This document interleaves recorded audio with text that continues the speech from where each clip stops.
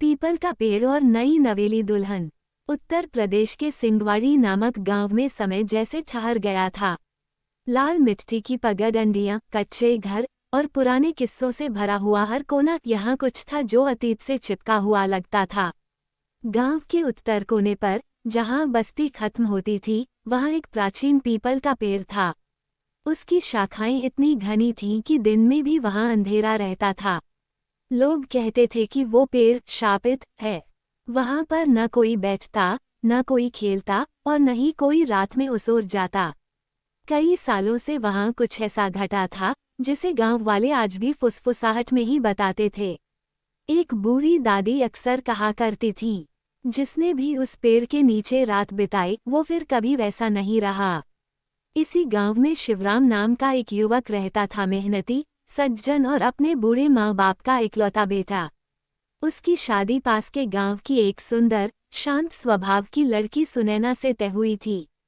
शादी धूमधाम से हुई। ढोल नगाड़ों और मंडप की भीड़ में किसी को ये याद नहीं रहा कि बारात की वापसी अमावस्या की रात को हो रही थी। उसी रात, जब चांद भी आकाश से गायब हो जाता है, सुनैना का गृह प्रवेश हुआ। सभी रस्में निभाई गईं और धीरे धीरे वह नए घर में रच बसने लगी। लेकिन गांव की कुछ औरतें धीरे से कानों में कहतीं, उसे बता दो पीपल की बात, वरना दुल्हने तो अक्सर, और आगे की बात वे निगल जातीं। सुनैना को भी पीपल के पेड़ के बारे में कुछ कुछ पता चला, लेकिन उसने सोचा ये सब पुरानी अंधश्रद्धा है। वह पढ़ी लिखी थी और भूत प्रेत जैसी बातों पर विश्वास नहीं करती थी। एक दिन उसकी सास ने कहा, बिटिया, कुएं से पानी कभी भी सूरज ढलने के बाद मत लेना, खासकर पीपल के पास वाला कुआं, वहां कुछ ठीक नहीं है। सुनैना ने मुस्कराकर सिर हिलाया, लेकिन भीतर से वह हंसी। ऐसी बातें अब कौन मानता है। शादी को 3 दिन ही हुए थे। उस रात शिवराम खेत पर किसी जरूरी काम से रुक गया। गांव में बिजली चली गई और हवा में नमी और अजीब गंध फैल गई। रात के लगभग 8 बजे थे जब घर का सारा पानी खत्म हो गया। सास घर के भीतर सोने चली गईं। सुनैना ने घड़ा उठाया और बाहर निकल पड़ी। वह भूल गई थी कि आज अमावस्या है।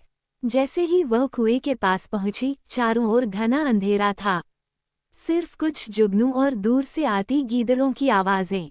वह कुएं से पानी खींच ही रही थी कि अचानक एक सर्द हवा उसके कानों से टकराई। उसने घड़ा जमीन पर रखा और पलटकर देखा। कोई नहीं था, पर उसे लगा किसी ने उसका नाम लिया। सुनैना। धीरे धीरे पीपल की शाखाएं हिलने लगी, जैसे कोई उनमें से उतर रहा हो। और फिर वह दिखी, सफेद साड़ी में एक औरत, जिसके पांव उल्टे थे। उसके बाल जमीन तक पहुंचते थे और उसकी आंखों में सिर्फ अंधकार था। वह सीधी सुनैना के पास आए और बोली, क्यों आई है मेरी जगह लेने? तुझे भी जाना होगा उसी कुएं में। शिवराम लौटते समय रास्ते में सुनैना का गिरा हुआ घड़ा देखकर दौड़ पड़ा। वो कुएं के पास पहुंचा और देखा कि सुनैना जमीन पर गिरी है, कांप रही है। उसका मुंह खुला था, लेकिन आवाज नहीं निकल रही थी। तभी गांव के पुजारी जी भी आ पहुंचे। उन्होंने चारों ओर देखा, आंखें बंद की और कहा, ये वही आत्मा है, वही दुल्हन जो अपनी शादी की रात इसी कुएं में समा गई थी। पुजारी जी ने बताया, आज से 40 साल पहले इसी गांव में एक दुल्हन आई थी, विमला। उसकी शादी हुई, लेकिन उसके पति की मौत शादी की रात कुएं में गिरने से हो गई। विमला ने उसी रात उसी कुएं में कूदकर आत्महत्या कर ली। तब से हर नई दुल्हन उसे अपनी जगह लेती दिखाई देती है। पुजारी जी ने गांव वालों की मदद से पूजा करवाए, हवन किया और पीपल के नीचे एक लोहे की कील ठोंकी, जिसे बांधने की कील कहा जाता है। वहां एक छोटा मंदिर भी बना दिया गया। सुनैना कई दिनों तक बुखार में पड़ी रही। जब उसे होश आया, तब भी उसकी आंखों में वही डर था। आज भी वो पीपल का पेड़ सिंगवाड़ी गांव के उस कोने में खड़ा है। लोग उसे देखते हुए रास्ता बदल लेते हैं, और अगर कोई नई दुल्हन गांव में ब्याह कर आती है, तो उसे पहले उस मंदिर में पूजा करवानी पड़ती है।